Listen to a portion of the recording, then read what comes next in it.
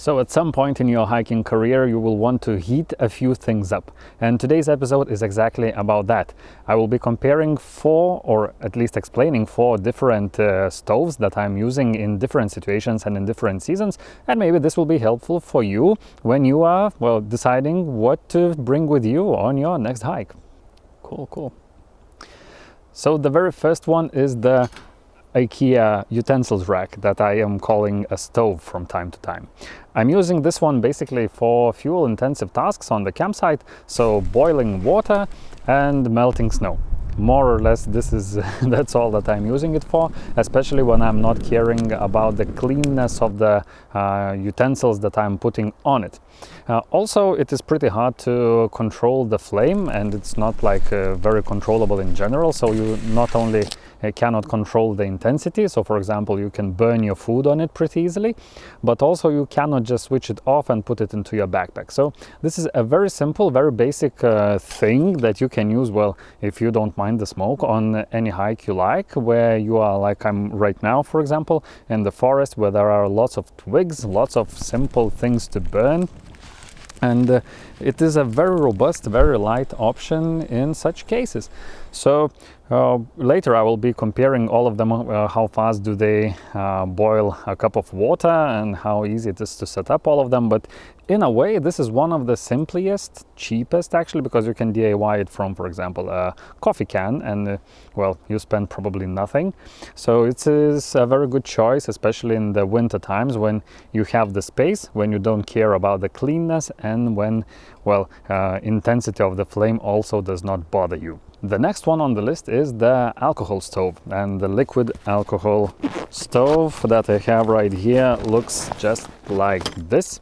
This is also a very simple and very robust one, and the main thing that I like about it is that, first of all, it is smokeless, and the second one, it is very, very silent. So this is still a very simple thing to use, and you just pour in the alcohol or any other burning liquid, and well, I'll show it to you a little bit later, but in a sense, this is my favorite kit, where I have my simple small alcohol bottle, I have this thing, I have wind cover, I have also some sort of frame to put it on, and the food on top of it. And this is a very good choice, especially when you are hiking alone. Because why? Because of hiking alone? Because it's not that powerful to heat up things for two people at the same time. So you can struggle. Either it will take a very long time and it will use a lot of fuel to boil, for example, a liter of water for two people. But in a way, for one person, for example, if you are hiking on a trail and you don't want to disturb the surroundings with your smoke and noise, you can use it as a very simple solution. Also, there's nothing to break in it. This is basically, well, a can also, and you can make ones for very small amount of money, basically also reusing some of the cans, sticking two of them together, putting some holes in them, and you have a stove. So on the drawback side, actually, it is also a fire hazard. If you tip it over, it will, well, burn everything inside your tent. So a thing to, well, a cautionary thing to note down. But apart from being not that powerful, this is a thing that I'm actually bringing on most of the hikes lately, especially when I'm going for a short day's trip, when I'm alone and when I don't want to disturb the nature around me. I'm just putting some alcohol in it and boiling the cup of water that I need, for example, for my coffee.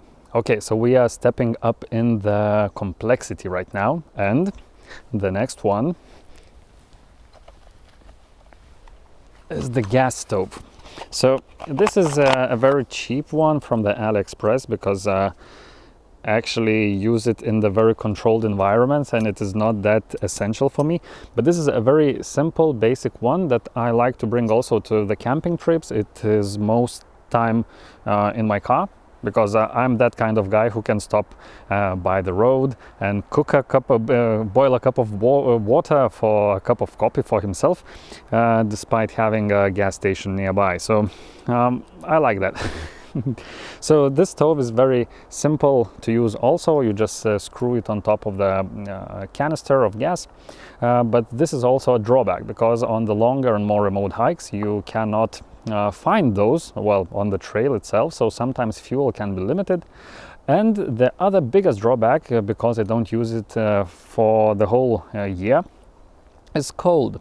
Because in the cold environments you need special mixture of fuel, of gas, and it might be a little bit too expensive if you are like using it quite a lot. So there are other alternatives that are cheaper and more practical in the colder environments, and that's why I don't use it over there. But I think that gas stove, a simple gas stove, can be a very good choice for weekend warrior, weekend travelers who are, well, going into not that big wilderness, and they know that supplies are not that far away. So when you prepare, this is a very good choice to have. Also, you can control the flame with it, so you can at first you can turn it off whenever you want and just back it up when it's cold. Also, on the control side, you can control the intensity of the flame, so you don't burn your food in one single spot, for example, or just in general if that's too hot, like with a stick stove.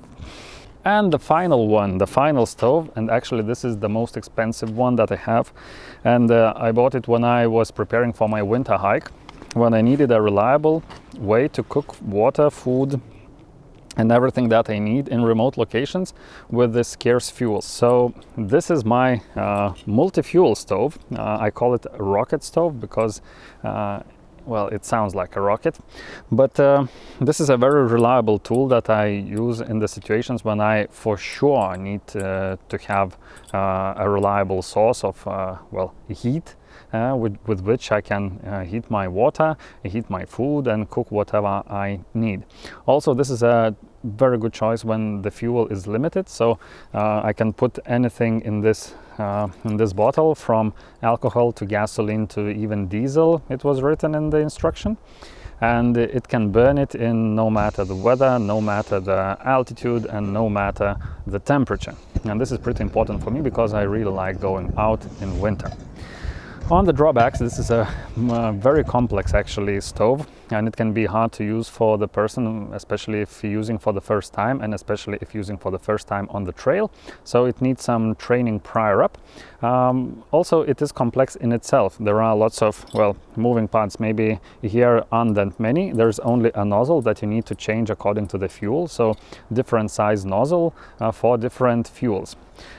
This gives some flexibility, but also if you lose one, then you cannot kind of use the others efficiently.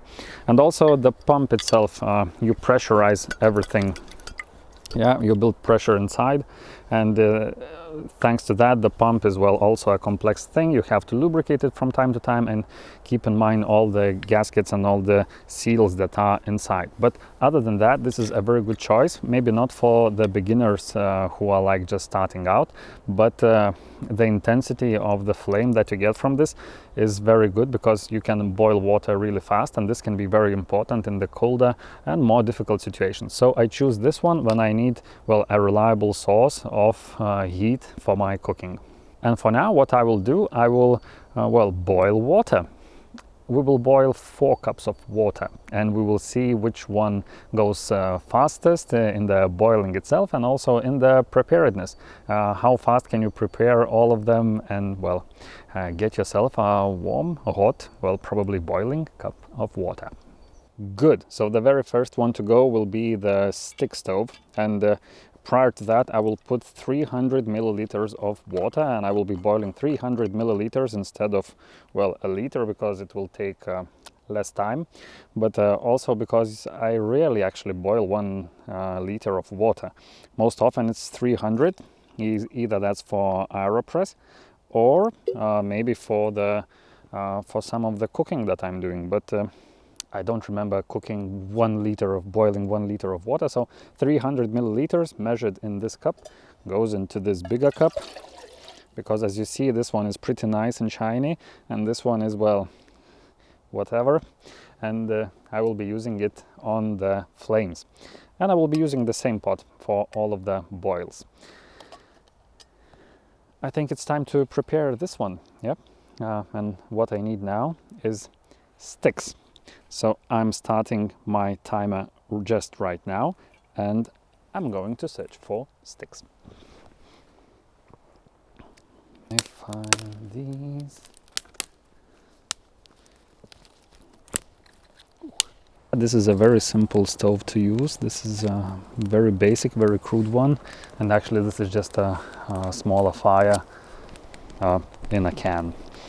And as twigs are not that hard to find, and they are very easy to burn, you can replenish it pretty easily. It also starts, when you start it going, it just goes. Yeah, so it is a very simple, very basic thing to use. So 12.5 minutes from saying that okay, I'll go and do that, to finally boiling water. Let's see how other stoves can do. Okay, so the next one to go is the alcohol stove. So this is a very basic, very simple one, and I already told about it for you. So I'm starting the counter actually right now, and I will set it up as it heats up. So I have fuel already inside, so this is a benefit of it, although the fuel tends to leak from time to time, so sometimes it can be not a good experience. So it can be just as simple as it is. You just pour in the fuel. The day today is perfect. And you just light it on fire. And eventually it will heat up and it will start being hotter. And today I will test also one add-on to it. This is the thing that I recently bought but did not test it yet, and I didn't know that it was designed for this stove, but apparently it fits perfectly, and I believe that it was designed with this one in mind. Wind actually is a very important thing for this stove because it is very susceptible to wind, and that's why I usually bring this wind stopper around it. But as of right now, it seems that there's no need for it. And as you see, no smoke, no nothing. This is just silent, quiet. I'd say that one of the drawbacks of this stove is also that you don't know how much fuel to put in.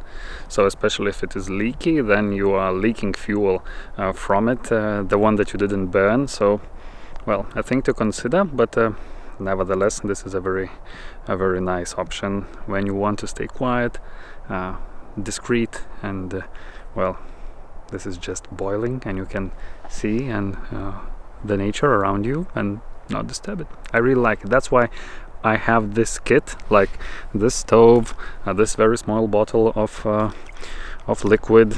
All the small things that are together with it on almost any hike that I go to, and you can burn also very different amounts of fuel, and you don't need to carry proprietary balloons of gas, for example. Yeah, so not balloons, canisters. So yeah, but I think you understood what I meant. So we are a bit over 16 minutes, closer to 17. And we are boiling water on an alcohol stove. Okay, so I bought this one relatively cheap, and I think for the purpose it is very good. I don't think that I paid any more than €7. I don't remember. I bought it off AliExpress actually. And the main use for it, it has been, we are renovating our home, so we don't have any gas inside, so cooking coffee with it. So I'm starting my timer. Yep, I'll add those 5 or so seconds to it of screwing it on top, and I'll just start it as it is because it has its own lighter, and it is also pretty susceptible to wind. So let's cover it up.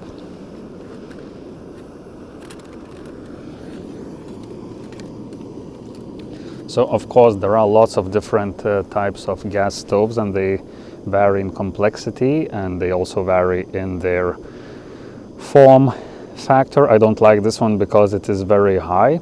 The pot is eventually pretty high, so I'm not sure if that's the best choice, especially for the big pans and pots, and I had some bad experiences with it.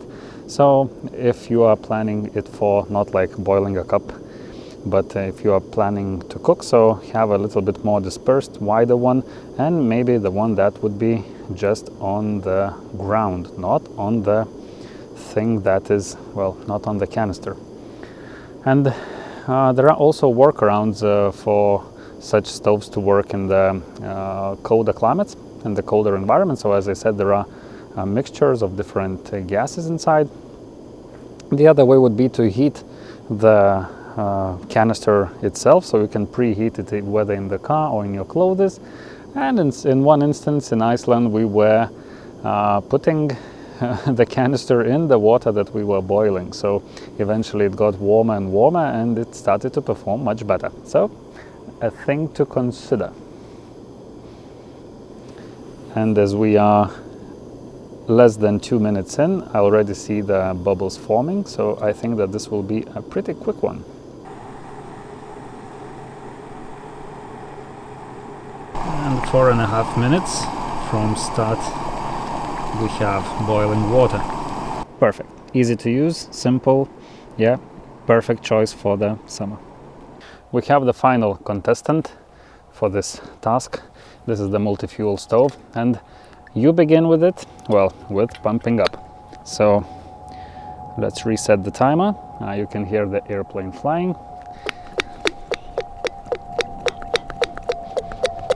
I like to do 50 pumps. Then you release a little bit of fuel, because we will need to preheat it. So the fuel is already dropping over there. So in the meantime, I can just pump a little bit more, because we will still need that pressure a little bit later. So I can put the wind stopper around it. And what I at least like to do, I don't know if that's the real way to use it, but I like to open up the fuel a little bit and see what is it doing. Is it popping or not? Not yet, apparently. But as you can see, the fire is getting higher, and you can maybe hear that it's like kind of starting to start. So let's open it up.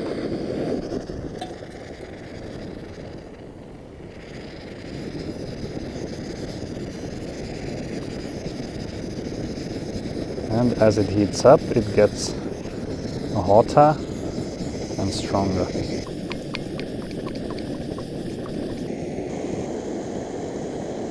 $5.50 we have boiling water. I think it is by far the fastest one, the loudest one for sure, and the most powerful one. All right, so these were my 4 stoves and 300 milliliters of water boiled with each one of them. And if you were to ask which one of them is the best one or which one should you buy, well, it all depends on the context. As you saw, the Twig stove is pretty easy to use, and you can use it actually wherever you like. And if you have a skillet or a better cookware that will not burn your food on the open flame, then sure, use it. This is very cheap. It can be also very expensive actually, but this is basically very cheap and very easy to use. So, well, there's that. The second option is, of course, the silent and the very convenient one, alcohol stove. I would recommend that for a single person who would be using it in different situations and different seasons, but not actually for the main cooking. It's very good to heat up the food or to boil a cup of water. The third option is, I think, the best one for the weekend warriors, for the people who are just starting out and who are not going into the harsh climates or harsh environments. So this is the gas stove. As there are many different forms, you can use it, well, on the canister, on the ground, etc., etc. These can also vary in different systems, in different forms and in different efficiencies. But nevertheless, this is a very good starting point. And if you are using it, for example, for the caravan, for your car, etc., etc., they can be pretty bulky and big, but you can be boiling a few things at the same moment. So a thing to consider, of course. The fourth and the final option is for people who are investing in the long term and who are going into the harsher situations and they depend on hot food or water, and they will need for that thing to work each and every time. So the mixed fuel stove is very good for remote locations where you don't have enough fuel, maybe in the pre-made containers like in the gas stove, for example, and when you need a reliable heat source that is actually very powerful, that could withstand wind, that could withstand a very deep cold. So this is the choice that I would, well, suggest, and I myself, I prefer this stove when I'm actually camping anytime in winter. I'm bringing that one because I know that this will be guaranteeing me the hot food that I need in those situations. So I hope this was useful for you and that you found this, well, maybe not an eye-opening video, but maybe you understood a little bit better how these different options work, why they are good or not that good for each of the situations that you might be encountering yourself in. And right now you at least have a glimpse of what you could be using for the upcoming hiking season. Thank you for staying by and for tuning in, actually. It was a pleasure, at least for me. I hope the same goes for you. Drop your favorite stove in the comments if you have one, and see you next time.